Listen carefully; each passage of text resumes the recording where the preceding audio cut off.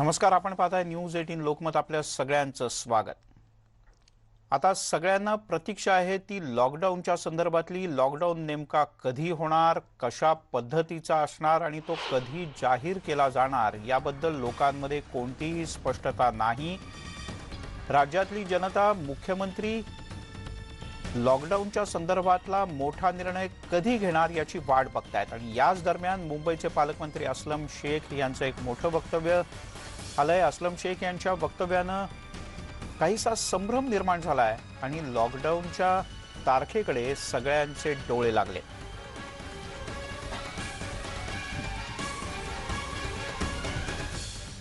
लॉकडाऊनच्या बद्दल राज्य सरकार निर्णय घेण्याची शक्यता आहे असं म्हटलंय मुंबईचे पालकमंत्री असलम शेख यांनी. कुंभमेळ्यात कोरोना विस्फोट होईल, त्यामुळे उत्तराखंडमधून येणाऱ्यांची चाचणीही केली जावी असा आग्रह त्यांनी धरलाय.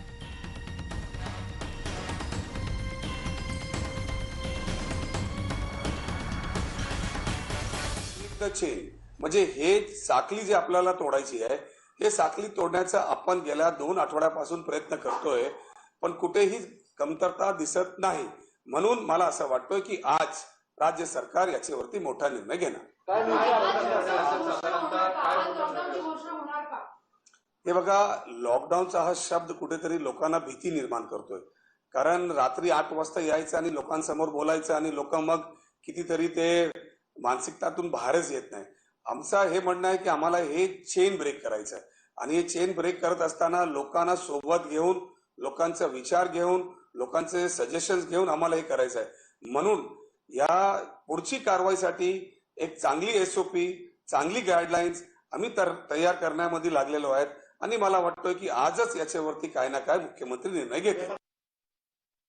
हे एसओपी एकदा फायनल झाली तर किती दिवसासाठी लावायची त्यामध्ये आपल्याला सगळ्यांना माहिती होणार आहे. कारण आता टास्क फोर्स मध्ये काही लोकांचं म्हणणं होतं की मिनिमम जे 21 दिवसासाठी लावलं पाहिजे. काहीचं म्हणणं होतं की लोकांना जास्त त्रास होणार आहे, कमीत कमी 2 आठवड्या लावा. काहीचं म्हणणं होतं की कमीत कमी 1 आठवडा लावून बघा, म्हणजे हे चेन तुटली पाहिजे. चेन तुटली आणि मग आपल्याला बाकीची फॅसिलिटी तयार करता येणार.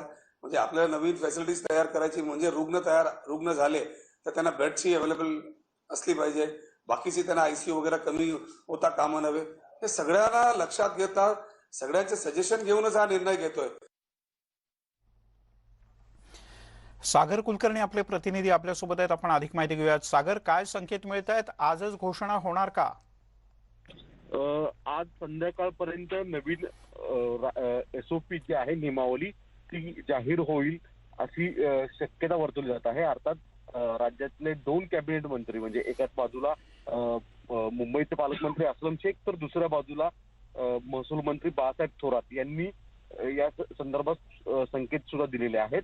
विशेष म्हणजे स्वतः मुख्यमंत्री कदाचित फेसबुकच्या द्वारे संवाद देखील साधण्याची शक्यता वर्तवली जात आहे. आज पाहावं लागेल की हे नेमकी नियमावली कधी अधिकृतरित्या जाहीर करतायत आणि लॉकडाऊन हा शब्दाला पर्याय वापरत ब्रेक द चेन हा वापरला जाईल, पण जी कडक नियमावली होती लॉकडाऊनची त्याचीच अंमलबजावणी केली जाईल. जिल्हांतर्गत बंदी सुद्धा कदाचित लागू होण्याची शक्यता वर्तवली जात आहे यातून. बर, पण मग यात जिल्हा अंतर्गत बंदी आणि अन्य काय महत्वाच्या गोष्टी असू शकतात? जसं असलम शेख यांनी मागणी केली की कुंभमेळ्या आपलं हरिद्वारच्या शाही स्नानाहून परतताना लोकांची टेस्ट करावी, मग रेल्वे स्टेशन किंवा अन्य ठिकाणी पुन्हा काही चाचण्या सुरू होण्याची शक्यता आहे? मुंबई सारख्या शहरामध्ये किंवा महाराष्ट्रातल्या प्रमुख शहरांमध्ये आंतरराष्ट्रीय विमानतळ आहेत, तसंच मोठ्या प्रमाणात रेल्वे वाहतूक द्वारे सुद्धा प्रवास केला जातो. अशा परिस्थितीमध्ये जे महाराष्ट्रामध्ये येण्याची दळणवळणाची जी स्थानं आहेत त्याच्यावर टेस्ट केल्या जातील असं समजतं. आणि कोणत्याही ज्यावेळेस लॉकडाऊन कदाचित जाहीर केला जाईल त्यानंतरनं अतिशय कडक नियमावली राज्याच्या बॉर्डर्सवर लावल्या जातील. बाहेरून पर राज्यातून महाराष्ट्रामध्ये येताना सुद्धा कडक नियम असतील. तसंच महाराष्ट्रातून सुद्धा जर कुणाला बाहेर जायचं असेल तर त्यासाठी सुद्धा नियमावली असेल असं सांगितलं जातं. जिल्हांतर्गत सुद्धा बंदी केली जाईल, कारण की आता ही बंदी नाही आहे. त्यामुळे महाराष्ट्रामध्ये कोणीही कोणत्याही जिल्ह्यातनं कुठेही प्रवास करू शकतं. बरं, त्यावर सुद्धा काही निर्बंध येऊ शकतात. बरं, सागर, तुर्तास धन्यवाद या सगळ्या सविस्तर माहितीबद्दल. तिकडे रेमडेसिवीरचा राज्यभरात सध्या मोठा तुटवडा जाणवतोय. या इंजेक्शनचा वैद्यकीय वापराचा नेमका SOP काय आहे? रेमडेसिवीर नेमकं कोणाला दिलं जातं या संदर्भात पुण्यातल्या जम्बो कोविड सेंटरचे डीन डॉक्टर श्रेयांक कपाले यांच्याशी बातचीत केली आमचे प्रतिनिधी चंद्रकांत फुंदे यांनी. अनेक ठिकाणी सर्रास रेमडेसिवीरचा वापर वाढलेला आहे, त्यामुळे ऑब्व्हियसली राज्यभरात रेमडेसिवीर या इंजेक्शनचं जे गुणकारी ठरलं जातं कोरोना रुग्णांना वाचवण्यासाठी त्याचा तुटवडा जाणू लागलेला आहे. पण रेमडेसिवीर वापरण्याचे काही निकष आहेत, काही SOP आहेत. नेमक्या SOP काय आहेत, कुठल्या पेशंटला वापरावं, कुठल्या पेशंटला नाही, या संदर्भात अधिक माहिती जाणून घेण्यासाठी आपल्यासोबत पुणे जम्बो कोविड सेंटरचे डीन डॉक्टर श्रेयांक कपाले आहेत. सर, मला सांगा, रेमडेसिवीरचं सध्या तुटवडा जाणवतो, त्यामुळं त्याच्यामध्ये असा एक आरोप होतो की त्याचा अनावश्यक वापर होतो. नेमकी त्याची SOP काय आहे रेमडेसिवीर वापरण्याची? रेमडेसिवीरचा जो वापर आहे तो आपण शक्यतो एल्डरली एज ग्रुपमध्ये, ज्यांना diabetes, blood pressure, cardiac elements किंवा इतर कोमॉर्बिडिटीज जास्त आहेत, स्थूलपणा आहे, अशा पेशंटमध्ये जास्त प्रमाणात वापरण्याची गरज पडते. जे यंग पेशंट्स आहेत, ज्यांना सिम्पटम्स फारसे अग्रेसिव्ह नाही आहेत, माइल्ड आहेत सिम्पटम्स, अशा पेशंटना रेमडेसिवीरचा वापर कमीत कमी केलेला जास्त चांगला. त्यामुळे आपल्याला इतर गरजू पेशंटना रेमडेसिवीर देता येईल. 10 ते 12 ज्यावेळी HRCT स्कोअर असतो आणि त्याच्याबरोबर कोमॉर्बिडिटीज आणि बाकीचे जे फॅक्टर्स आहेत, जसे मी सांगितले आधी तुम्हाला, high risk category of patients, त्या एज ग्रुपला आपण 10 ते 12 HRCT स्कोअरच्या नंतर रेमडेसिवीर सुरू केलेलं चांगलं असतं. जे ऑक्सिजन डिपेंडंट पेशंट आहेत, ज्यांची ऑक्सिजन लेवल विदाऊट ऑक्सिजन 90-92च्या खाली राहते, अशा पेशंटनाही रेमडेसिवीर तात्काळ सुरू करणं गरजेचं आहे. साधारण त्याचे डोसेस कसे, त्याचं प्रमाण? पहिल्या दिवशी त्याचा लोडिंग डोस दिला जातो 200 मिलीग्रॅमचा आणि त्याच्यानंतर 4 दिवस 100 मिलीग्रॅमचा डोस कंटिन्युएशनमध्ये दिला जातो. टोटल 6 इंजेक्शन्स लागतात एका पेशंटसाठी. ज्या मी आत्ता सांगितलेल्या गोष्टी आहेत, ज्या प्रकारच्या पेशंटना ते दिलं गेलं पाहिजे त्याच प्रकारच्या पेशंटना ते वापरणं जास्त गरजेचं आहे. इतर तरुण मंडळींना ज्यांना कमी सिम्पटम्स आहेत, बरेच वेळा पेशंट त्यांचे नातेवाईक ऐकल्यामुळे हट्ट करतात की आम्हाला रेमडेसिवीर द्या. त्यांना वाटतं की ते दिल्याशिवाय रोगमुक्तता होणार नाही. असे जे थोडेसे गैरसमज मी म्हणेन आहेत सध्या जनतेमध्ये पसरलेले, तर ते दूर झाले पाहिजेत. बरेचसे पेशंट रेमडेसिवीर शिवायही बरे होत आहेत. विशेषतः तुम्ही आता उल्लेख केला, नातेवाईकांना तुम्ही काय आवाहन कराल? कारण नातेवाईकच अनेकदा आग्रह धरतात, तुम्ही सांगितलं. नातेवाईकांना एवढाच आग्रह धरेन की तिथल्या लोकल डॉक्टर्सना जे तुमच्या पेशंटला ट्रीट करतायत त्यांना ह्याचं स्वातंत्र्य दिलं गेलं पाहिजे की त्यांनी रेमडेसिवीरचा वापर कधी करायचा की नाही. आपण इतर डॉक्टरांचं ऐकून किंवा स्वतःचे कन्सेप्ट म्हणून किंवा समज म्हणून डॉक्टर्सना फोन करून रेमडेसिवीर देण्याचा आग्रह करू नये. पालिका त्याच्यामध्ये पूर्ण आपला प्रयत्न करते, जेवढे आम्हाला डोसेस लागतात तेवढे उपलब्ध करून देण्यासाठी. कधी कधी थोडंसं शॉर्टेज पडतं, पण पालिकेच्या मदतीने आम्ही त्या सगळ्यावर मात करत चाललेलो आहे पुढे.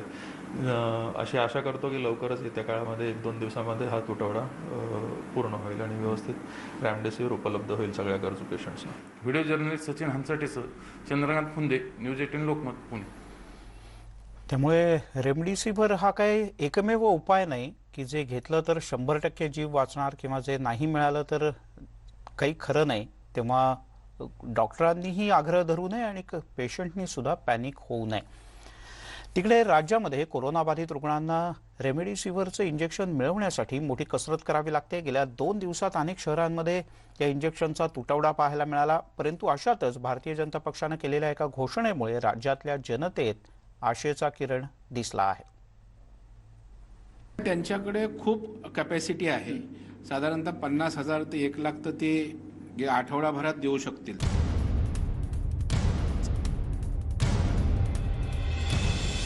राज्यात कोरोनामुळे भयान परिस्थिती निर्माण झाली आहे.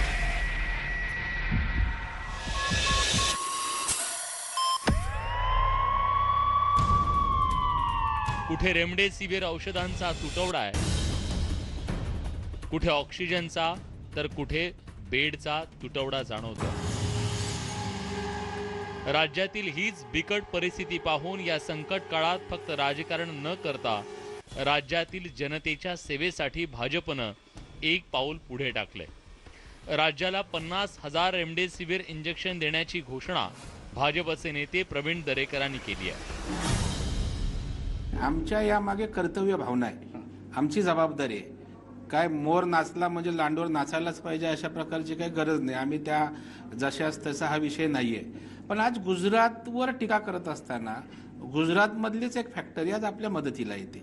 त्याच्यामुळे मी 2 दिवसापूर्वी सांगितलं ना की राज्यात मतभेद करू नका, केंद्र राज्य असा मतभेद करू नका. शेवटी हा देश सगळ्यांचा आहे. दरम्यान दरेकर आणि भाजपचे आमदार प्रसाद लाड यांनी गुजरातमधल्या दमणचा दौरा केला. यावेळी रेमडेसिवीर इंजेक्शन बाबत दमण इथल्या फार्मा कंपनीला दरेकर आणि लाड यांनी भेट दिली आणि या एका भेटीतच त्यांनी महाराष्ट्रातल्या जनतेसाठी दिलासादायक घोषणा केली. कुठलंही राजकारण न करता दरेकरजींच्या नेतृत्वाखाली आज आलेलं आमचं जे शिष्टमंडळ आहे ते निश्चितपर्यंत कमीत कमी 1 लाख रेमडेसिवीर आणि जास्तीत जास्त 1 लाखापेक्षा जास्त रेमडेसिवीर देण्याचा प्रयत्न जर सरकारने जर मागणी केली तर आम्ही द्यायचा प्रयत्न करू. वाढते कोरोना रुग्ण, सोयी सुविधांचा अभाव आणि औषधांच्या तुटवड्यानं राज्याचं कंबरडं मोडल्याची स्थिती आहे. अशा भयावह परिस्थितीतून सावरायचं कसं, हाच जनतेसमोरचा यक्ष प्रश्न आहे. अशातच भाजपनं मात्र राजकारण न करता आणि केवळ घोषणांचा पाऊस न पाडता थेट मदतीचा हात दिलाय. Bureau report, news 18 Lokmat, Mumbai. यासोबतच बुलेटिनमध्ये घेऊयात एक छोटासा ब्रेक नंतर अन्य काही महत्त्वाच्या बातम्या.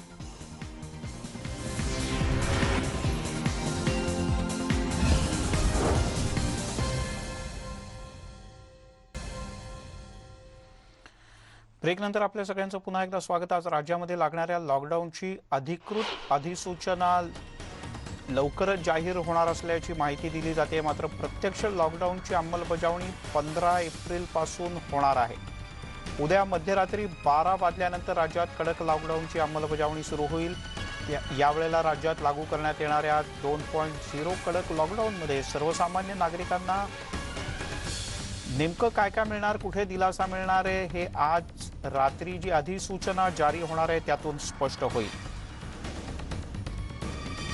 तेव्हा न्यूज 18 लोकमतला सूत्रांनी माहिती दिली. उदय जाधव आपले प्रतिनिधी आपल्यासोबत आहेत. उदय, काय माहिती आहे नेमकी लॉकडाऊन बद्दल? राज्यामध्ये लॉकडाऊन लागणार हे आता निश्चित झालेलं आहे. कडक लॉकडाऊन असणार आहे. मात्र या लॉकडाऊनची अंमलबजावणी प्रत्यक्षात कधी सुरू होईल याबद्दल सर्वांना उत्सुकता आहे. आता जी सूत्रांकडून आपल्याला माहिती मिळते त्यानुसार आज संध्याकाळनंतर लॉकडाऊन 2.0 ची अधिसूचना जी आहे ती जाहीर होणार आहे. मात्र त्याची प्रत्यक्षात अंमलबजावणी ही उद्या मध्यरात्री 12 नंतर सुरू होणार आहे. म्हणजे 15 एप्रिलपासून संपूर्ण राज्यामध्ये कडक लॉकडाऊन जो आहे तो लागू होणार आहे. हा लॉकडाऊन पुढील 15 दिवसांसाठी असणार आहे. पुढील 15 दिवसांसाठी हा कडक लॉकडाऊन असणार आहे. मात्र या लॉकडाऊनमध्ये सर्वसामान्य नागरिकांना काय जीवनावश्यक गोष्टींसाठी दिलासा मिळू शकतो याबद्दल खरं तर चिंतेचं वातावरण आहे. राज्य सरकार नेमकं काय अधिसूचनेमध्ये सर्वसामान्य नागरिकांना दिलासा देत आहे ते आता पाहावं लागणार आहे. आज जी SOP जाहीर होणार आहे या SOP मध्ये सर्वसामान्य नागरिकांना ज्या जीवनावश्यक गोष्टी लागणार आहेत त्यासाठी वेळ देते का किंवा त्यासाठी काही त्यांना एक विंडोज देत आहेत का हे पाहावं लागणार आहे. त्याचबरोबर जी प्रवासाची साधनं आहेत, मुंबईची लाईफलाईन आहे, रेल्वे सेवा असेल, बस सेवा असेल, ST सेवा असेल, ही सर्वसामान्य नागरिकांना का फक्त अत्यावश्यक सेवांनाच सुरू ठेवतील ते सुद्धा आज या अधिसूचनेत कळेल. उदय, तुर्तास धन्यवाद या माहितीबद्दल. थोड्याच वेळात या संदर्भातल्या सर्व अपडेट्स तुम्हाला पाहायला मिळतील. दरम्यान मुंबईतल्या लोकमान्य टिळक टर्मिनसवर परप्रांतीय नागरिकांनी आपापल्या मूळ गावी जाण्यासाठी मोठ्या प्रमाणात गर्दी केली आहे. मुंबईतल्या लोकमान्य टिळक टर्मिनसच्या बाहेर मोठ्या रांगा आहेत. याचा आढावा घेतला आमच्या प्रतिनिधीनं. पाहूया. प्रादुर्भाव दिवसेंदिवस वाढत आणि याच भीतीनं मुंबईत काम करणारे जे परप्रांतीय कामगार आहेत त्याचबरोबर इतर रहिवासी सुद्धा आपल्या मूळ गावी जाताना पाहायला मिळत आहेत. आपण आहोत आता लोकमान्य टिळक टर्मिनस या ठिकाणी. आजही या ठिकाणी मोठ्या प्रमाणात अनेक प्रवासी या ठिकाणी आलेले पाहायला मिळत आहेत. ज्या प्रवाशांचं रिझर्वेशन झालेलं आहे त्यांनाच बघून, त्यांचं तिकीट बघून आत सोडण्यात येत आहे आणि त्याचबरोबर त्यांचं रिझर्वेशन नाही ते सुद्धा या ठिकाणी आलेले आहेत. तरी त्यांना असं वाटतंय की श्रमिक एक्सप्रेस सोडल्या जाईल किंवा आम्हाला सुद्धा ह्या गाडीनी सोडल्या जाईल असं त्यांना वाटत असल्यामुळे ह्या ठिकाणी मोठ्या प्रमाणात आज सकाळपासूनच गर्दी होताना पाहायला मिळते आहे। ही गर्दी प्रचंड प्रमाणात वाढलेली असल्यामुळे या ठिकाणी GRP असो, रेल्वे पोलीस असो किंवा रेल्वे पोलीस प्रोटेक्शन फोर्स असो, हे सगळे या ठिकाणी आलेले या गर्दीवर नियंत्रण मिळवण्याचा प्रयत्न करतायत। ज्यांना तिकीट असेल त्यांना सोडण्यात येत आहे। आपल्यासोबत काही प्रवासी आपण त्यांना विचारूया, कहाँ जा रहे हो? गोरखपुर। हाँ? गोरखपुर। टिकट है क्या? टिकट है मगर कल के लिए है। कल के लिए है? तो आज क्यों आए हो? सर मैं 2 जन मेरे साथ में आए हैं, उनको लेके जाने के लिए साथ में, मगर उन लोगों के पास टिकट नहीं है। क्या काम करते हैं आप? मैं एसी का काम करता हूँ सर, टेक्नीशियन हूँ। क्या तो क्यों जा रहे हो? और अभी क्या इधर लॉकडाउन लगेगा तो जाना ही पड़ेगा ना। नियोजन होणं गरजेचं आहे, कारण कुठे मानवता दृष्टिकोन ठेवणं सुद्धा आवश्यक आहे। यांना सुद्धा गावी जायचं आहे। या सगळ्या गोष्टीचा विचार राज्य सरकार केंद्र सरकारने केला पाहिजे आणि यांच्यासाठी कुठेतरी गावी जाण्याची व्यवस्था झाली पाहिजे, तेव्हाच या गर्दीवर आणि कोरोनावर नियंत्रण होईल हे निश्चित। व्हिडिओ जर्नलिस्ट मोंदुबेसा मनोज कुलकर्णी, न्यूज 18 लोकमत, मुंबई। त्यामुळे लोकमान्य टिळक टर्मिनसवर उत्तर प्रदेशात आणि अन्य ठिकाणी जाण्यासाठी मोठी गर्दी आणि या क्षणाची मोठी बातमी अर्थातच लॉकडाऊनच्या बद्दलची आज रात्री अधिसूचना जारी होणार आणि उद्या मध्यरात्रीपासून लॉकडाऊन सुरू होणार। पण नेमक्या कशा पद्धतीचा हा लॉकडाऊन असेल याची माहिती मिळू शकलेली नाही। सूत्रांनी याची औपचारिक घोषणा अद्याप झालेली नाही। आज रात्री याची औपचारिक घोषणा होईल, पण सूत्रांनी जी न्यूज 18 लोकमतला माहिती दिली त्यानुसार उद्या रात्री 12 पासून राज्यात लॉकडाऊन सुरू होऊ शकतो। या क्षणाची सगळ्यात मोठी आणि महत्त्वाची बातमी, तुम्ही जर का लॉकडाऊन नेमका कधी होणार याच्या तारीख आणि वेळेच्या प्रतीक्षेत असाल तर उद्याला मध्यरात्री 12 वाजल्यानंतर राज्यभरात कडक लॉकडाऊन लावण्यात येणार आहे। 15 दिवसांच्या करता हा लॉकडाऊन असेल। जीवनावश्यक वस्तू आणि अन्य काही गोष्टींच्या करता यात सूट असू शकते, पण नेमका काय SOP असणार आहे, नागरिकांच्या करता कोणती बंधनं असणार आहेत, अत्यावश्यक सेवेतले कर्मचारीच रेल्वेनं प्रवास करू शकतात का, सर्वसामान्य नागरिकांना आत्ताच्याच प्रमाणे रेल्वे किंवा बस सेवा सुरू असेल, याबद्दलची कोणतीही अधिकृत माहिती आत्तापर्यंत उपलब्ध झालेली नाही। पण थोड्याच वेळात या संदर्भातली औपचारिक घोषणा आणि या संदर्भातली अधिसूचना ही औपचारिकपणे जारी केली जाईल।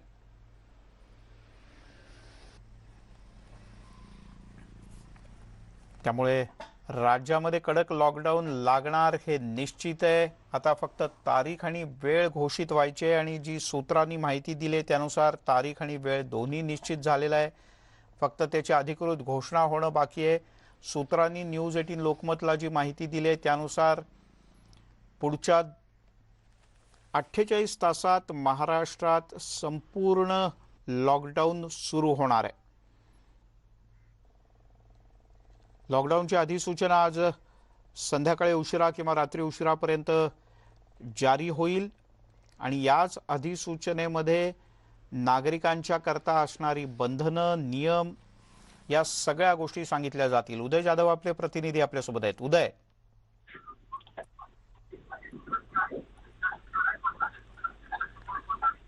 मिलिंदजी तुमचा प्रश्न पुन्हा एकदा विचारा। उदय, कोणकोणत्या गोष्टींना सवलत असेल? उद्यापर्यंत दुकानं बाकी खुली असतील का? म्हणजे लोकांना काही सामान घ्यायचं आहे किंवा अन्य काही अत्यावश्यक गोष्टी करायच्या आहेत तर उद्याचा दिवस हातात आहे तर लोकांच्या? मिलिंदजी, एकूणच हा लॉकडाऊन घोषित होणार आहे, तर या लॉकडाऊनची अंमलबजावणी ही तात्काळ होणार नाहीये। सर्वसामान्य नागरिकांना काही प्रमाणात दिलासा देणार आहे। साधारणतः 24 तासांचा हा दिलासा असेल। या 24 तासांमध्ये सर्वसामान्य नागरिकांना आपापलं जे घरात ज्या जीवनावश्यक गोष्टी लागतील त्या भरून ठेवता येतील। गेले काही दिवस सातत्यानं महाराष्ट्रात लॉकडाऊन लागू होणार आहे याची चर्चा सुरू आहे। हा लॉकडाऊन कशा प्रकारे असेल त्याबद्दल देखील सर्वसामान्य नागरिकांमध्ये काहीच संभ्रम अवस्था आहे। त्यामुळे सर्वसामान्य नागरिकांनी देखील या आधीच आपल्या घरात जे आवश्यक सामान आहे ते भरण्यास सुरुवात केलेली आहे। जे नागरिक बाहेर गेले होते, गावाकडे गेले होते किंवा आपापल्या घरी काही नातेवाईकांकडे गेले होते ते परत आपापल्या घरी येऊ लागलेले आहेत। एकंदरीत सर्वसामान्य नागरिकांना त्रास होणार नाही अशा दृष्टिकोनातून हा लॉकडाऊन असेल। उदय, तूर आज आपल्यासोबत आता जोडल्या गेलेल्या आहेत नीलमताई गोरे, विधान परिषदेच्या उपसभापती। ताई, स्वागत आहे आपलं न्यूज 18 लोकमतमध्ये।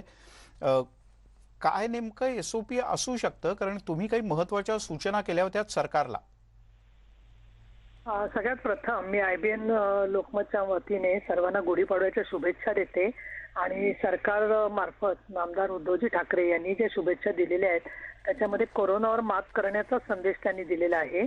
कडक लॉकडाऊन लागणार आहे असं बातमी मलाही तुमच्याचकडून कळते आहे, परंतु मला इथे मुद्दाम आश्वस्त करावंसं वाटतं की जे काही संकेत मिळाले सरकारकडून, त्यांनी ज्या प्रकारे बैठका घेतलेल्या आहेत त्याच्यामध्ये लोकांमध्ये घबराट होऊ नये. लॉकडाऊन झालं म्हणजे किंबहुना जे जिथे आहेत त्यांना तिथून नंतर समजा काही स्वतःला अडचण असेल किंवा काही अडचणी असतील तर अशा वेळेला कुठेतरी स्थलांतराचा मोठा लोंढा सुरू होऊ नये हे मला मुद्दाम सांगावंसं वाटतं.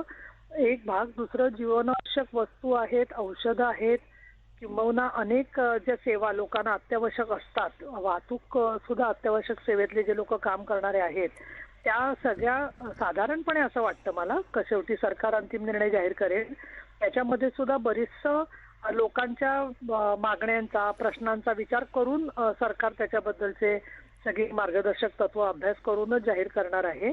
आणि मी असं वाचलं कुठेतरी की महाराष्ट्रात लोकशाही नाही तर लॉकशाही आहे म्हणून. तर मुळामध्ये बेफाम वक्तव्य जी करणारी लोक आहेत त्यांनी जर का स्वतःचा संयम पाळला तर लोकांना चिथावणीच दिली नाही तर लोक कोरोनापासून वाचतील. या दृष्टिकोनातून मला असं वाटतं हे SOPs महत्वाचे आहेत. ताई, थोड्या वेळापूर्वी आपण पाहिलं की लोकमान्य टिळक टर्मिनसला अनेक जण आपापल्या गावी जाण्यासाठी निघाले होते. रेल्वेने खरं तर नियम केलाय की ज्याचं कन्फर्म तिकीट असेल त्यालाच प्रवेश दिला जाईल. पण उद्याला म्हणजे उद्या मध्यरात्रीपासून जर का औपचारिकपणे लॉकडाऊन जर सुरू झाला तर ज्यांना जायचंय त्यांना सरकार जाऊ देणार आहे का आपापल्या गावी? तुम्हाला काय वाटतं, जाऊ दिलं पाहिजे? माझं आता त्याच्यात असं दोन भाग आहेत. एक पहिली म्हणजे त्यांनी जे काही वैद्यकीय तज्ञांशी चर्चा केली, जे लोक जातील त्यांच्या सगळ्यांच्या तपासण्या करून जाऊन मग त्यांना जाऊ द्यायचं की नाही हे ठरवणं जवळजवळ अशक्य आहे. परंतु आपल्याला कल्पना आहे की ज्यांना कुठलीच लक्षणं नाहीत अशा लोकांनी जर का प्रवास केला तर त्यांच्यापासून अनेक लोक बाधित होत असतात. त्यामुळे मला असं वाटतं की लोकांना कशा प्रकारे जाण्याच्यासाठी सोशल डिस्टन्सिंग करून व्यवस्था करता येईल त्याचा सरकार विचार करू शकेल. मला सन्माननीय परिवहन मंत्री अनिल परब यांनी गेल्या सोमवारी मी जी बैठक घेतली होती त्याच वेळेला आश्वस्त केलं होतं की आमची त्या संदर्भामध्ये म्हणजे राज्याबाहेर जाणाऱ्या लोकांचा वेगळा विषय, पण राज्यांतर्गत ज्यांना जायचं आहे त्याच्यासाठी आम्ही सामाजिक अंतर पाळून कसा प्रवास लोकांना अत्यावश्यक असेल तर करता येईल त्याच्याबद्दलचा ते विचार करणार आहेत. त्याच्यामुळे त्यातून ज्या रोजगाराची हमी नसेल, खात्री नसेल त्यावेळेला काही लोक असे निघू शकतात ही वस्तुस्थिती. पण याला कारण सरकार बरोबर मालक वर्गाने निदान 15 दिवसाचं वेतनाच्या बद्दलची हमी दिली तर लोक एवढे डेस्परेटली गावीच जाणार नाहीत. ही पण परिस्थिती आपण लक्षात घेतली पाहिजे. एक शेवटचा प्रश्न, जर का कोणाला वैद्यकीय किंवा अन्य स्वरूपाच्या काही अडचणी आल्या तर हेल्पलाईन किंवा अशा प्रकारचा काही विचार केलाय आपण?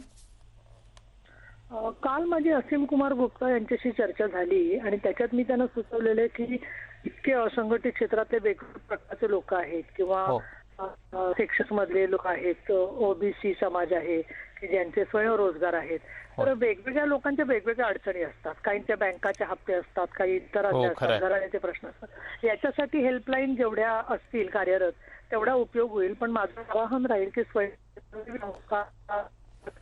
त्यांना आपल्या परिसरासाठी जरी अशा मदत सेवा करायच्या असतील तर त्यांनी सुद्धा मार्गदर्शन करावं आणि आपल्या सुद्धा खूप वाईट होईल अशा कामात असं मला खात्री वाटते. निश्चित. नीलमताई, खूप खूप धन्यवाद तुम्ही न्यूज 18 लोकमतशी बोलल्याबद्दल आणि तुम्ही सुरुवातीला म्हटलं त्याप्रमाणे गुढीपाडव्याच्या आपल्यालाही अनेक अनेक शुभेच्छा.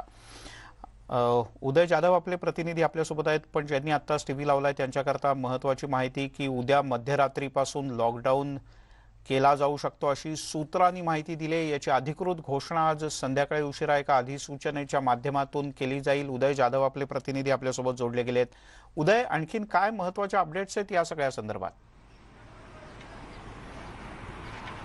जसं की विरोधकांनी एक प्रमुख मागणी केली होती की लॉकडाऊन लावा, मात्र लॉकडाऊन लावण्यापूर्वी जो अति गरीब वर्गातील जो घटक आहे, सर्वसामान्य जनता आहे, जे गरीब आहे, त्यांच्या हातावरती पोट आहे, अशांना काहीतरी आर्थिक पॅकेज द्यावं जेणेकरून त्यांची उपासमार होणार नाही यासाठी. तर त्या संदर्भात राज्य सरकारने देखील वित्त विभागाच्या अनेक बैठका घेतलेल्या आहे. स्वतः मुख्यमंत्री असतील, अर्थमंत्री असतील या बैठकीला उपस्थित होते. त्यांनी या संदर्भात काय नियोजन केलंय का हे खरं तर पाहावं लागणार आहे. जर नियोजन केलं तर त्याचं वितरण कसं होणार, कारण काही मंत्र्यांकडून अशा देखील सूचना आलेल्या आहेत की गेल्या वर्षी जो पहिला लॉकडाऊन करण्यात आला होता त्या पहिल्या लॉकडाऊनच्या वेळेला आपण सर्वसामान्य जनतेला ज्यांचं हातावरती पोट आहे अशांना 2 वेळचं जेवण जे आहे त्याचा पुरवठा केला होता.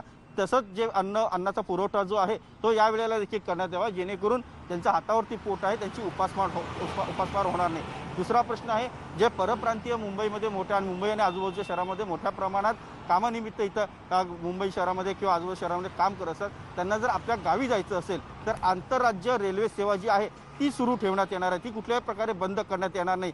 कडक लॉकडाऊनच्या वेळेला देखील आंतरराज्य रेल्वे सेवा जी आहे ती सुरू राहणार आहे. ज्या नागरिकांना तिकीट अधिकृत मिळणार आहे ते तिकीटच त्यांचं अधिकृत इसेन्शियल पास असणार आहे. त्यांना मुंबईतील त्यांच्या राहत्या घरापासून ते रेल्वे स्थानकपर्यंत त्या तिकिटाच्या द्वारे प्रवास देखील करता येईल. उदय तुरहास आपल्यासोबत विधान परिषदेतले विरोधी पक्षनेते प्रवीण दरेकर आपल्यासोबत जोडले गेले आहेत. प्रवीणजी, स्वागत आहे आपलं. गुढीपाडव्याच्या आपल्याला शुभेच्छा. प्रश्न असा आहे की कडक लॉकडाऊनचे संकेत मिळत आहेत. उद्या रात्रीपासून कडक लॉकडाऊन सुरू होऊ शकतो. तुम्ही सरकारला काय महत्त्वाच्या सूचना केल्यात तुमच्या बैठकीत? नाही, सरकारला आम्ही महत्वाच्या सूचना अशा केलेल्या आहेत की लॉकडाऊन करा, जनतेच्या हितासाठी जीवितासाठी आमची काही हरकत नाही, करा. आणि आज अवश्य सरकारला वाटते, तज्ज्ञांना वाटते आमचं काही ऑब्जेक्शन असायचं कारण नाही. तथापि आम्ही ज्या त्या ठिकाणी 2 सूचना महत्वपूर्ण केल्यात की ज्यांचं हातावर पोट आहे त्यांना त्या ठिकाणी 5,000 रुपये त्यांच्या अकाउंट्समध्ये टाका. त्याशिवाय त्यांना अन्नधान्य आणि जो काही बाजारहाट घरी लागतो तेवढा पुरवण्याची व्यवस्था करा.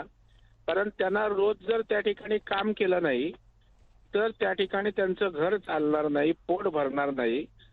अशा श्रमिकांची, कष्टकऱ्यांची काळजी घ्यावी ही मागणी त्या ठिकाणी केली. आणि व्यापाऱ्यांना जर आपल्याला थेट फायनान्शियली बॅकअप देता येत नसेल तर आपल्याला सवलती देता येतील तो बॅकअप त्यांना द्यावा, पिरियड कर्जासाठी द्यावं. हो. आणि ज्या पद्धतीनं दारू जसं सांगितलं, एक शासनाने निर्णय केल्याचं समजतं की घरून फोन केला की वाईन शॉप मधनं दारू आपल्या घरी घरपोच होईल. मग दारू घरपोच करायला आम्ही त्या ठिकाणी तयार असू तर मला वाटतं या ठिकाणी अन्नधान्य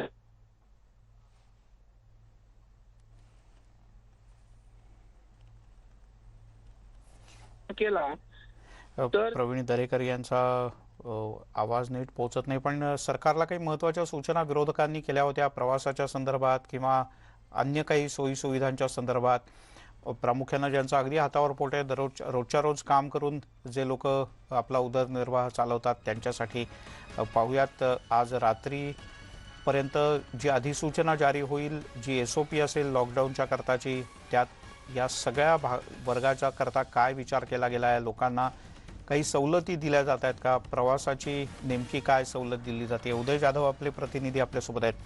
उदय, जसं प्रवीण दरेकर सांगत होते आणि तूही मगाशी त्याचा उल्लेख केलास की राज्याअंतर्गत म्हणजे राज्यातली अंतर्गत वाहतूक तर सुरू असेल, पण अन्य ठिकाणी जाण्यासाठी कदाचित काही निर्बंध असू शकतील किंवा अन्य राज्यातून महाराष्ट्रात येण्यासाठी काही निर्बंध असतील. प्रामुख्यानं टेस्ट करणं कोरोनाची हे बंधनकारक असू शकतं का? मिलिंदजी, सर्वप्रथम तर राज्याची जी प्रमुख लाईफलाईन जी आहे ती म्हणजे ST सेवा, राज्य परिवहन विभागाची.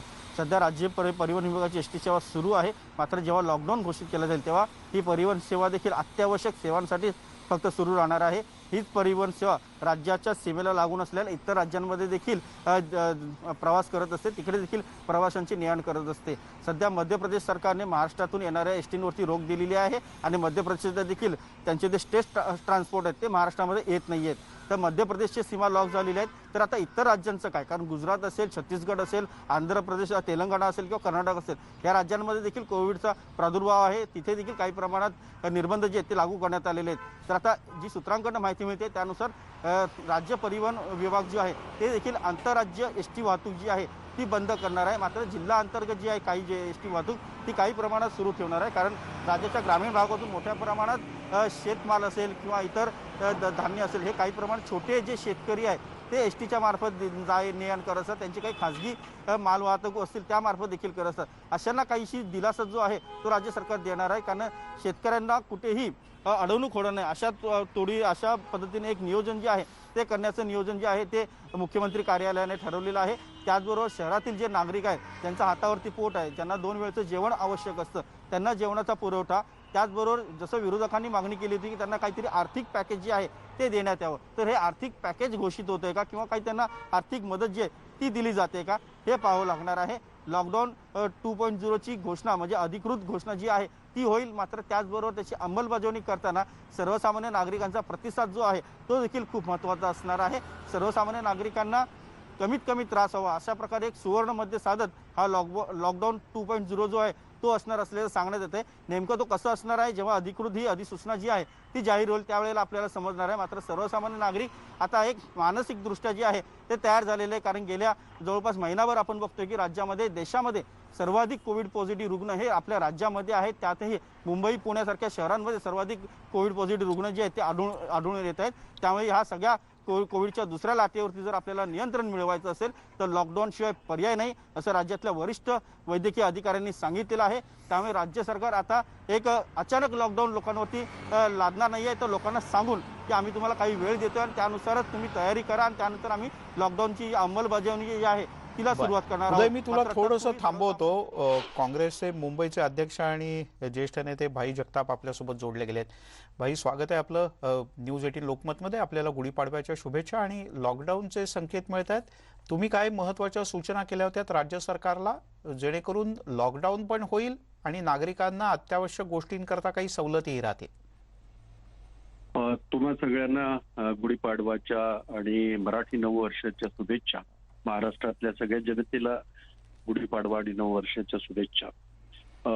लॉकडाऊनच्या बाबतीमध्ये आपण सगळ्यांनी एक गोष्ट लक्षात ठेवणं गरजेचं आहे की जो कोरोनाचा प्रादुर्भाव आहे तो आपल्या महाराष्ट्रामध्ये मुंबईमध्ये वाढलेला आहे आणि गेले 2 दिवस सॅटर्डे संडेचा लॉकडाऊनमुळे जो नंबर 11-11.5 हजारापर्यंत गेला होता तो खाली आलेला आहे.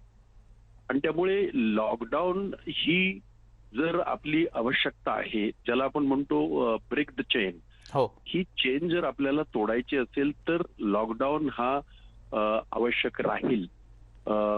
आणि लॉकडाऊनला विरोध असण्याचं काही कारण नाही. मी पत्र लिहिलं होतं मुख्यमंत्र्यांना, आपण जो निर्णय घ्याल, काँग्रेस आपल्या हा गाडीचा निर्णय असेल तो आम्ही तुमच्या पूर्णतः त्या मताशी सहमत राहू.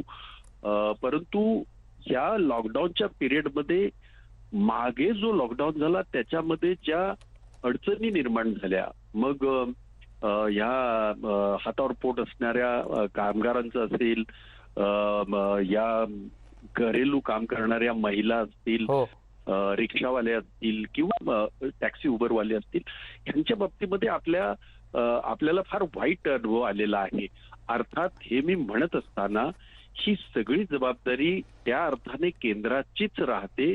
जगभरातल्या सगळ्या देशांनी अशा पद्धतीच्या जबाबदाऱ्या घेतल्या आणि त्या घटकांना मदत केली.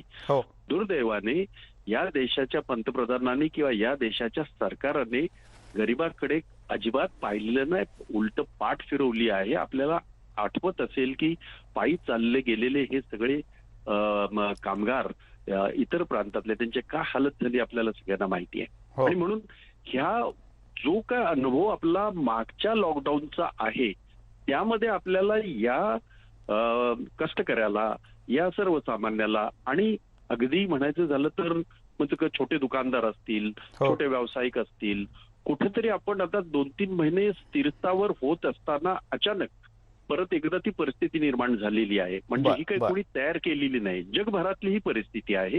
ही काय फक्त महाराष्ट्रात आणि राज्यात आहे असं नव्हे. राज्याच्या मुख्यमंत्र्यांचं आणि राज्याच्या सरकारचं कौतुक करेन एका बाबतीमध्ये, पारदर्शीपणाने त्यांनी कसलेही नंबर लपवून न ठेवता रोजची परिस्थिती काय आहे ते लोकांसमोर सांगत आहेत. मग आरोग्यमंत्री असतील, मग आमचे बाकीचे सगळे मंत्री असतील, मुख्यमंत्री असतील, काही जे लोकांना वाटायचं ते वाटू द्या, विरोधकांना जे राजकारण करायचं ते करू द्या, परंतु लोकांना वस्तुस्थिती माहिती झाली पाहिजे. म्हणजे लोकांनी ही भावना सरकारने ठेवली आणि म्हणून जो अनुभव मागच्या वेळेला आपला ज्या काय अनुभव गाठीशी आहे त्याच्यामध्ये आपल्याला काय चांगलं करता येईल हा विचार सरकारने करावा, एवढी अपेक्षा आहे माझी. नक्कीच, आणि लोकांनी सहकार्य केलं पाहिजे. निश्चितपणे जर काही कोरोनाची साखळी मोडायची असेल तर प्रत्येकानं आपल्या वाटा उचलला आणि पूर्ण सहकार्य केलं सरकारला, तरच या कोरोनावर आपल्याला मात करता येईल. भाई जगताप, खूप धन्यवाद, तुम्ही न्यूज 18 लोकमतशी बोललात त्याबद्दल. एक छोटासा ब्रेक घेऊया, लगेचच परत येतोय. आज बातमीवर कायम राहणार आहोत. उद्याला रात्रीपासून लॉकडाऊन लागण्याची शक्यता आहे. काय असणार आहे SOP आणि काय नियम असणार आहेत, सगळं सविस्तर जाणून घेणार आहोत एका छोट्याशा ब्रेक नंतर.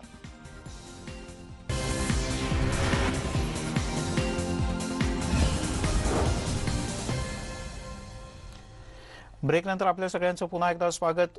न्यूज 18 लोकमतला जी उद्या रात्रीपासून राज्यात लॉकडाऊन होऊ शकतो आणि याबद्दलची अधिकृत अधिसूचना आज संध्याकाळी उशिरा राज्य सरकारच्या वतीनं जारी केली जाऊ शकते. उदय जोडले गेलेत. उदय, परराज्यातून येणाऱ्या नागरिकांच्या करता जशा काही नियम अटी असतील तशा अन्य काय प्रकारच्या सवलती असतील जिल्ह्यांतर्गत प्रवासाच्या करता किंवा ज्यांना राज्यात प्रवास करायचा आहे त्यांच्यासाठी? मिलिंदजी, प्रवासासाठी जी काय SOP असणार त्यानुसार जी काय माहिती मिळते त्यानुसार फक्त अत्यावश्यक सेवांचे जे नागरिक असतील त्यांनाच फक्त जिल्हा अंतर्गत असेल किंवा राज्य अंतर्गत असेल प्रवासाची मुभा जी आहे ते देण्यात येणार आहे. राहिला प्रश्न सर्वसामान्य नागरिक जे काही परप्रांतीय असतील त्यांना जर त्यांच्या राज्यांमध्ये जायचं असेल तर त्यांना जाऊ दिलं जाणार आहे. त्यांच्याकडे जर अधिकृत तिकीट असेल तर त्यांच्या घरापासून ते रेल्वे स्थानकपर्यंत त्यांचा प्रवास जो आहे तो त्यांच्या तिकीटवरती त्यांना करता येणार आहे. त्यांच्या हाती असलेलं त्यांचं रेल्वेचं तिकीट हेच त्यांचं एसेन्शियल पास असणार आहे. त्यामुळे पोलिसही त्यांना तिथे त्रास देणार नाही किंवा अडवणार नाहीये, त्यांना जाऊ दिलं जाणार आहे आणि ते त्यांच्या राज्यात जाता येणार आहे. पण उदय, अत्यावश्यक सेवा सोडल्या तर बाकी सगळं बंद राहावं असं अपेक्षित आहे राज्य सरकारला? थोडक्यात सांग. अत्यावश्यक सेवा सोडल्या तर इतर जे सर्वसामान्य प्रवासी आहेत त्यांना प्रवास करता येणार नाहीये. फक्त जे नाशवंत पदार्थ असतील, दूध असेल किंवा इतर अंडी असतील अशांनाच फक्त प्रवासाची मुभा जी आहे ती दिली जाणार आहे. भाजीपाला असेल अशा जीवनावश्यक गोष्टींसाठी मुभा दिली जाणार आहे. ठीक आहे उदय, तुर्तास धन्यवाद या सगळ्या सविस्तर माहितीबद्दल. अपेक्षा करूयात की आज रात्रीपर्यंत जे अध्यादेश येईल राज्य सरकारचा त्यातून लोकांना श्वासही घेता येईल, पण त्यासोबतच साखळी सुद्धा कोरोनाची तुटायला मदत होईल. उदय, तुर्तास धन्यवाद. यासोबत या बुलेटिनमध्ये इथे थांबूया, पण एक जाता जाता महत्त्वाची आठवण: मास्क घाला, हात वारंवार धुवा आणि शासनानं सांगितलेल्या नियमाचं काटेकोर पालन करा, तरच आरोग्याची गुढी खऱ्या अर्थानं उंच उंच उभारता येईल. इथे थांबूयात. पाहत राहा न्यूज 18 लोकमत.